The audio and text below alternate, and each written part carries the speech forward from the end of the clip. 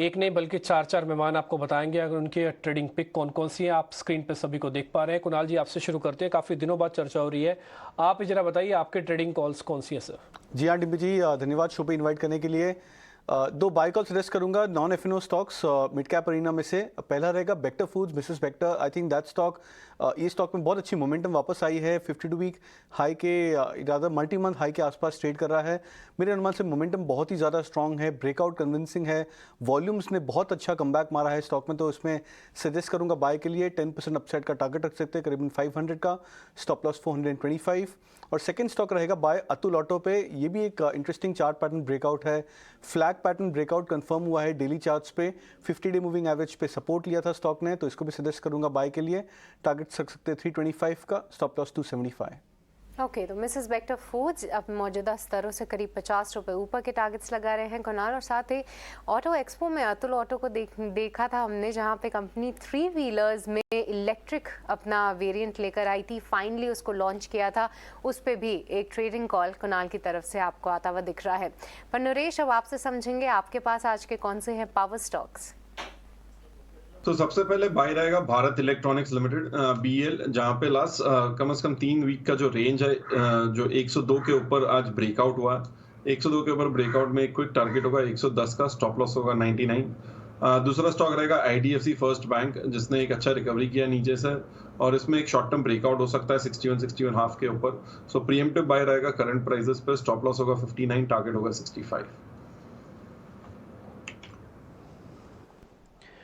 ठीक है, डन। तो गौरव, इस बीच हमने आपसे पहले 2 घंटे वाले शेयर जाने थे, अब बाजार बंद होने में 1 घंटा है, तो इसलिए पावर प्ले के अंदर आप अपने और शेयर भी बता दीजिए। मुझे जो अच्छा लग रहा है आईसीआईसीआई सिक्योरिटीज, काफी अच्छा वॉल्यूम पार्टिसिपेशन, एक अच्छा ब्रेकआउट वाले चार्ट्स में नजर आ रहा है। ये आपको 520-22 तक के लेवल आपको देखने मिल सकते हैं। 506 के स्टॉप से इसको बाय कर सकते हैं। पर संतोष, पिछली बार आपने फाइनेंशियल्स पे अपनी ट्रेडिंग कॉल्स दी थी, क्या इस बार सेक्टर कुछ हटके है? कौन से हैं आपके पावर स्टॉक्स? यस, मेरे 2 स्टॉक है। पहला है आईआरबी इंफ्रास्ट्रक्चर। इस स्टॉक की बात करें तो स्टॉक अपने 20 डे मूविंग एवरेज पे सपोर्ट लेके वापस बाउंस बैक कर रहा है और मोमेंटम दिखा रहा है। आज के सत्र में 3% प्लस है। मेरे हिसाब से इसमें आखिरी के 1 घंटे में और मोमेंटम देखने को मिल सकता है, तो यहाँ पे खरीदारी करना चाहिए। 305 का स्टॉप लॉस रहेगा और 312 का टारगेट रहेगा। मेरा दूसरा स्टॉक है हीरो मोटोकॉर्प। आज ऑटो स्पेस में थोड़ा प्रेशर देखने को मिल रहा है, लेकिन कॉन्ट्ररी ये स्टॉक आज एक पॉजिटिव स्ट्रेंथ शो कर रहा है। और आप ओपन इंटरेस्ट पे देखें तो 3% से ज़्यादा का ओआई बिल्डअप है, तो मेरे हिसाब से इस पर नजर रखना चाहिए। आखिरी के 1 घंटे में ये मोमेंटम पकड़ सकता है। यहाँ 2780 का टारगेट रहेगा और 2730 रुपए का स्टॉप लॉस रहेगा।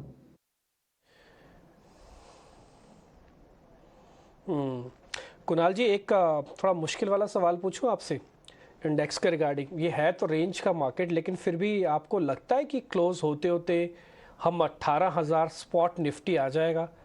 चांसेस कितने हैं सर? तो मेरा मानना है कि मार्केट्स प्रेशर में वापस आ चुके हैं डिम्पी जी।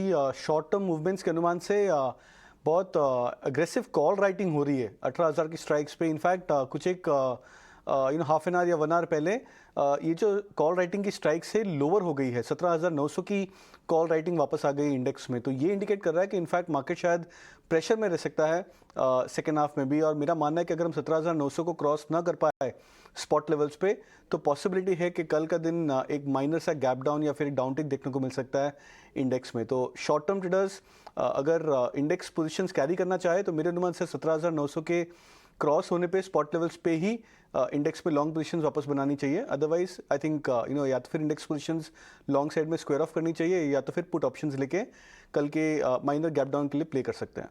ओके, कल एक माइनर गैप डाउन की उम्मीद है और ऊपरी स्तरों से दबाव हमें ज़रूर देखने को मिल रहा है। 17,900 अगर पार होता है तभी आप एक बेट ले सकते हैं पॉजिटिव साइड पे। पर नरेश, बैंक निफ्टी पे आपका क्या नज़रिया बन रहा है? क्योंकि आज अगर हम देखें तो हालांकि पीएसयू नेम्स जो हैं वो ऊपर ज़रूर जा रहे हैं, पर बड़े नामों से सहारा नहीं मिल रहा है। बैंक निफ्टी भी कमज़ोरी दिखा रहा है। जो आज नाम उछलते हुए नज़र आ रहे हैं उनमें कितना भरोसा करना चाहिए? और अगर वहाँ पूरे क्षेत्र से किसी एक स्टॉक को पिक करना होगा तो वो आपका कौन सा बेट रहेगा? सो अगर बैंक निफ्टी में देखें तो पीएसयू बैंक का वेटेज काफी कम है। मेजॉरिटी वेटेज आईसीआईसीआई बैंक और एचडीएफसी बैंक में ही हो जाता है 50% जितना। तो जब तक ये दो स्टॉक्स प्रेशर में, बैंक निफ्टी यही रेंज बाउंड मूव में रहेगा जो 41,500 42,000 डाउनसाइड पर, 43,000 अपसाइड पर। जब तक ये दो स्टॉक्स में से एक कोई बड़ा ट्रेंड नहीं आता, एक रीजन नहीं बन रहा है कि वो एक बड़ा मूव हो सके। और स्टॉक स्पेसिफिक मेरा मानना है कि जो लास्ट कुछ टाइम में एक रिलेटिव स्ट्रेंथ दिखा रहा है वो है इंडसइंड बैंक, जो 1270 1280 के ऊपर बड़ा ब्रेकआउट हो जाएगा। पूरे करेक्शन में ये पीरियड में उसने एक ही रेंज में रहा है 1200 से 1250 के बीच में। सो रिलेटिव स्ट्रेंथ और मोमेंटम के हिसाब से इंडसइंड बैंक सबसे बेस्ट लगता है, और वो अभी भी स्टॉक जो है प्री कोविड प्राइसेस से नीचे अवेलेबल है। सो ओवरऑल अब न्यू लीडरशिप दिखाई दे रही है क्लियरली बैंकिंग स्पेस में, प्राइवेट बैंकिंग स्पेस में, वो है इंडसइंड और एक्सिस। इंडसइंड फेवरेट रहेगा मेरा। ठीक है, एंडरसन फेवरेट रहेगा। हालांकि ये बात बिल्कुल ठीक है कि वेटेज के हिसाब से सरकारी बैंक चल भी जाए तब भी कोई खास मतलब होता नहीं है। बैंक निफ्टी चलेगा वही जो एचडीएफसी या आईसीआईसीआई या फिर काफ़ी हद तक इंडसइंड और कोटक का कॉम्बो कहेगा। ठीक है नरेश, बहुत शुक्रिया आपका आज समय देने के लिए। कुणाल जी आपका भी बहुत शुक्रिया, थैंक यू वेरी मच आज समय देने के लिए। एक दो शेयर और जरा पता कर लेते हैं जो इस पर्टिकुलरली बजट वाली थीम के ऊपर ही हैं। पावर स्टॉक्स को लेकर काफ़ी चर्चा है गौरव, आपको मालूम ही है पीएफसी, आरईसी, एनटीपीसी को लेकर भी बातचीत होती थी बीच में। टाटा पावर भी एक रेंज का है। कोई ऐसा पावर स्टॉक है आपकी लिस्ट में जो चला हुआ नहीं है, चल सकता है? मैं अगले 15 दिन के लिए इसी पावर थीम पे कोई सौदा लेना चाहता हूँ। देखिए, एक अच्छा है स्टॉक जहाँ पे मल्टी ईयर कंसोलिडेशन ब्रेकआउट है। अब वो है पावर फाइनेंस कॉर्पोरेशन। 2008 से एक ट्रायंगल फॉर्मेशन था, अब उसमें मंथली चार्ट से ब्रेकआउट आ रहा है, तो ये भी मेरे रेडार पे है। काफ़ी लंबे टारगेट्स उसमें आपको देखने मिल सकते हैं, 150 के आसपास में है, तो यहाँ पे आपको 10-15% की अपसाइड देखने मिल सकती है। लेकिन क्या ये 15 दिन में चलेगा, ये एक थोड़ा सा डिफिकल्ट हो जाएगा बोलना। तो अगर किसी को चाहिए कि मुझे शॉर्ट टर्म में फटाफट पैसा ऐसा कुछ मिले, अगर ऐसा है तो मैं कहूँगा पावर ग्रिड के साथ जाइए। 215 के आसपास में ट्रेड कर रहा है। यहाँ पे आपको जो स्टॉप लॉस 205 के होंगे, ऊपर में 230 के लक्ष्य आपको देखने मिल सकते हैं। स्ट्रक्चर पीएफसी का बेहतर है, लेकिन 15 दिन में मूव आएगा बोलना मुश्किल है। बड़े ब्रेकआउट से बड़े टारगेट्स आएंगे, लेकिन तुरंत मूवमेंट नहीं आएगा। पावर ग्रिड में एक छोटा सा चैनल ब्रेकआउट हुआ है, तो यहाँ पे आपको शॉर्ट टर्म में गेन देखने मिल सकता है।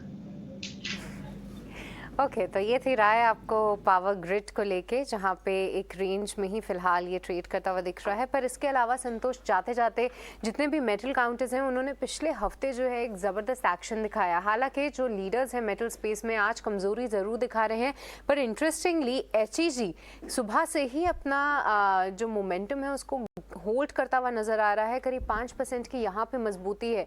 कैसे रीड किया जाए एचईजी को, क्योंकि ये भी कमोडिटी से रिलेटेड काउंटर है, क्या यहाँ पे कुछ मौके दिख रहे हैं? यस, लास्ट वीक हमने फ्रंट लाइन और मेटल स्टॉक्स में तेजी देखी थी और एचईजी वगैरह इन्होंने परफॉर्म नहीं किया था। इस वीक हमको शुरुआत में एचईजी कैचअप करते नजर आ रहे हैं। तो यहाँ टेक्निकल स्ट्रक्चर भी अच्छा है, एक इनवर्स हेड एंड शोल्डर का ब्रेकआउट आया है। स्टॉक जैसे 1120 जो इसका 200 दिन का मूविंग एवरेज है उसके ऊपर टिकता है, तो मुझे लगता है टिक जाएगा और तेजी बनेगी तो मेरे हिसाब से 1250-1300 तक का एक मोमेंटम देखने को मिल सकता है। तो थोड़ा सा रिस्क लेके यहाँ पे ट्रेड लिया जा सकता है। नीचे आपका 1050 का स्टॉप लॉस रहेगा। ओके, तो ये थे कुछ लेवल्स जो कि आपको एचईजी पे ध्यान रखने हैं। पर इसी के साथ संतोष और गौरव, आपका बहुत बहुत शुक्रिया हमारे साथ जुड़ने के लिए और सभी उन स्टॉक्स पे चर्चा करने के लिए जिन पे आज हमें एक्शन देखने को मिल रहा है।